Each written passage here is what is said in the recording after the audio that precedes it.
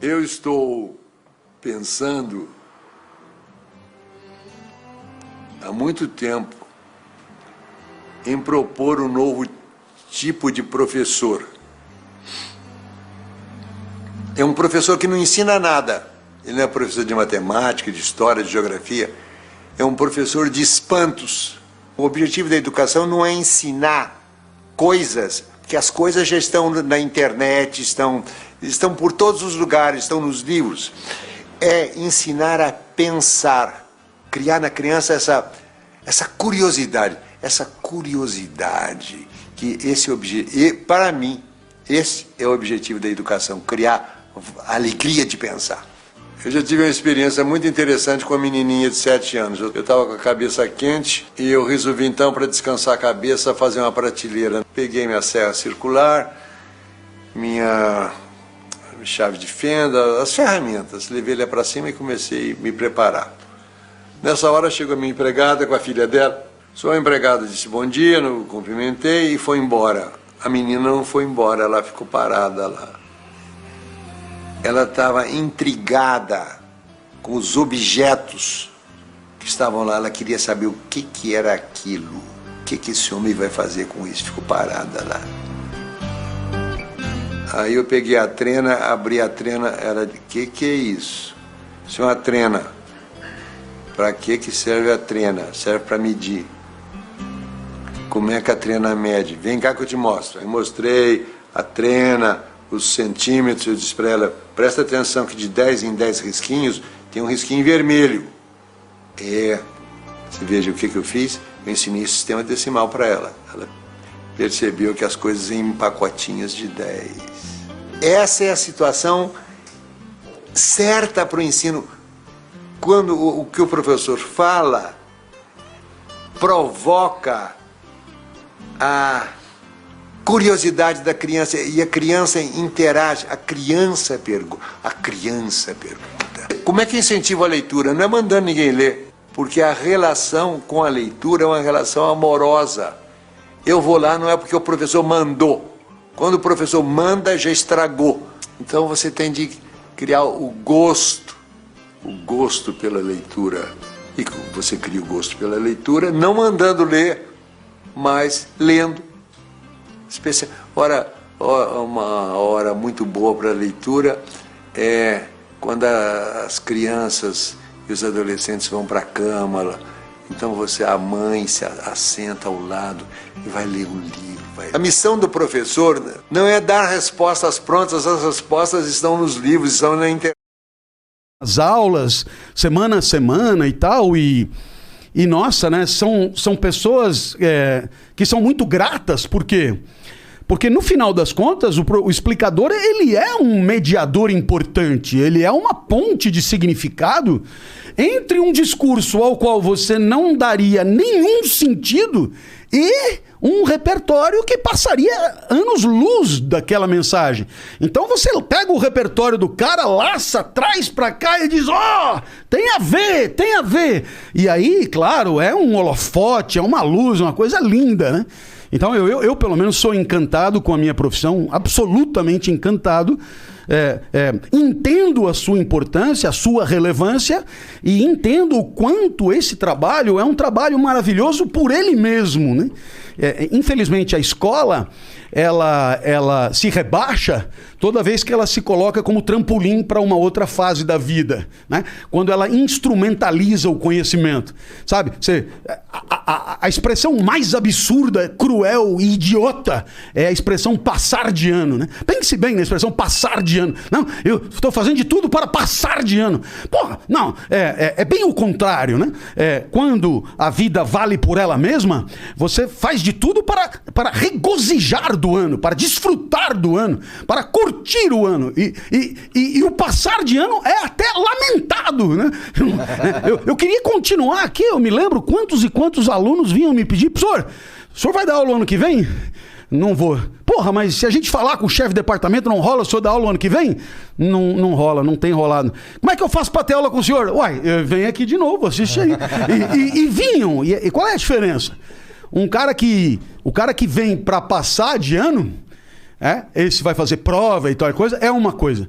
O cara que já passou de ano e que ele volta, esse vem para desfrutar. Esse vem para aprender. Acaba aprendendo muito mais do que o outro. Acaba aprendendo muito mais do que na primeira vez que fez. E essa é a diferença de você ler Machado de Assis para passar no vestibular e você ler Machado de Assis pelo prazer de ler Machado de Assis. Essa é a diferença. Então, quando o professor ele rebaixa Machado de Assis à condição de entrar na faculdade, ele tira de Machado de Assis a sua genialidade. Sabe? Isso aqui é uma coisa que você tem que ler para passar no vestibular. Velho, como assim tem que ler? Nós estamos falando de um gênio e nós estamos falando de obras que são o suprassumo da alma de um gênio. E você diz para o aluno, você tem que ler. Velho, como assim tem que ler? Você tem o privilégio de ler. Você se ajoelha para ler, velho. Como tem que ler, né? Então, é todo um jargão que apequena o ensino, a pequena educação instrumentaliza e banaliza aquilo que poderia ser mágico, né?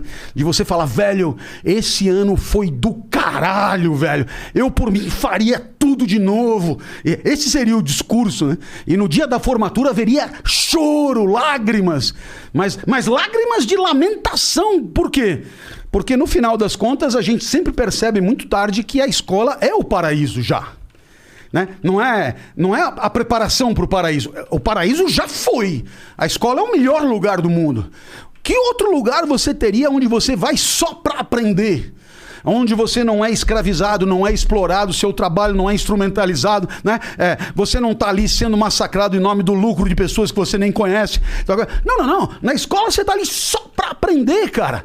É um lugar mágico, é um lugar incrível, né? Então, essa ideia da escola deveria ser resgatada como um privilégio e uma...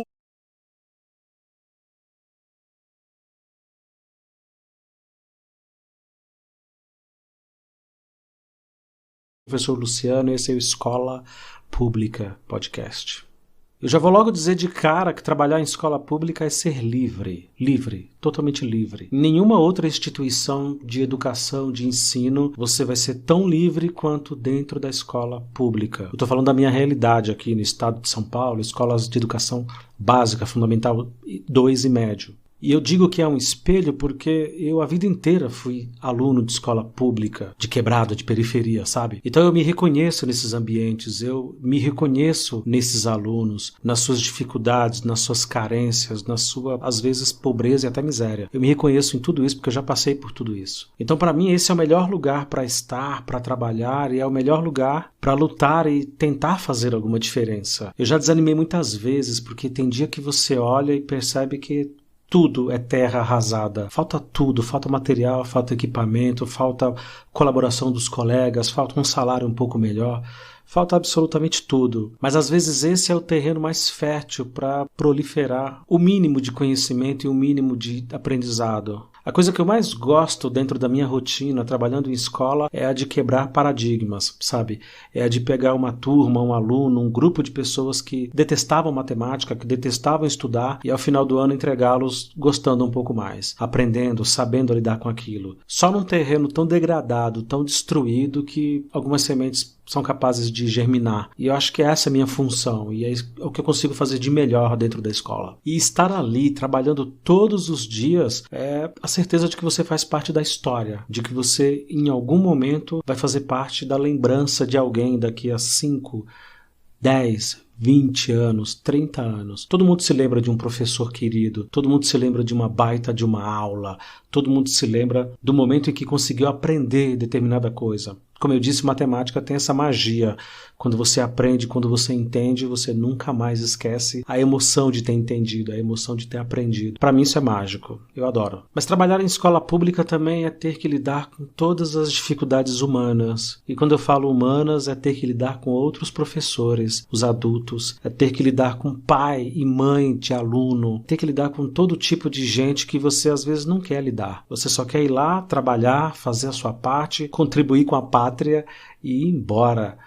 Mas você tem que lidar com toda essa gente, você precisa circular no meio delas, e na maioria das vezes é nesse momento que você percebe que o mundo está caótico, que você percebe que as coisas estão de mal a pior. São essas pessoas, os adultos, que me tiram a esperança, que me tiram a energia, que me tiram a vontade de estar ali, de trabalhar. Não são os alunos. Muito pelo contrário, os alunos são o que mais me incentivam a estar ali. Os adultos atrapalham tudo. Eles tinham que ir embora. E eu vou insistir na questão da liberdade, porque só numa escola pública eu poderia levar os alunos a um supermercado, por exemplo. Isso jamais seria permitido em outro lugar. Jamais, jamais. Só na escola pública eu poderia fazer um monte de aula maluca no pátio, esconder questões de matemática debaixo das mesas, dos bancos, das cadeiras, atrás de lixeira, pedir para eles correrem e se espojarem no chão que nem um bando de doido para resolver conta. Só num ambiente desses, com tamanha liberdade, isso seria possível. E sem falar dos alunos rolando na grama do lado de fora da escola, na pracinha aqui do lado da escola, também caçando questões de matemática. Pré-adolescentes, crianças, jovens se divertindo e aprendendo, percebendo que a escola está no mundo, e o mundo é a escola. A escola não é um monte de cadeiras e mesas e lousa, giz. Não, a escola é muito mais do que isso. Em outras instituições, como eu falei, o foco é sempre o aprendizado e o conhecimento bancário. Aquela coisa de estuda para passar no vestibular para ser alguma coisa na vida. Não que a gente não faça isso na escola pública, não que a gente não se preocupe com isso também. A gente se preocupa, mas a gente precisa ter um pouco mais o olhar humano. Perceber que muitas vezes os alunos que estão ali não têm contato nem com pai, nem com mãe, nem com ninguém. Alguns estão presos, alguns morreram, outros não ligam mesmo. E aí aquele ambiente escolar acaba sendo o único lugar de acolhimento, o único lugar em que a pessoa se sente uma pessoa.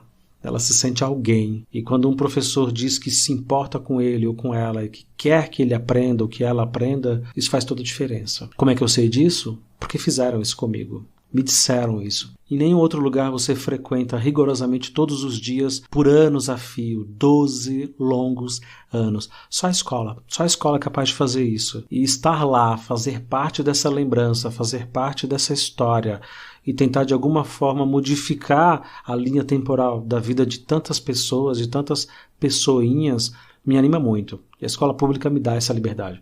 Mais uma vez o termo da liberdade, eu sei, mas é verdade, é verdade. É o único lugar, assim como o teatro, o circo, o cinema, onde você pode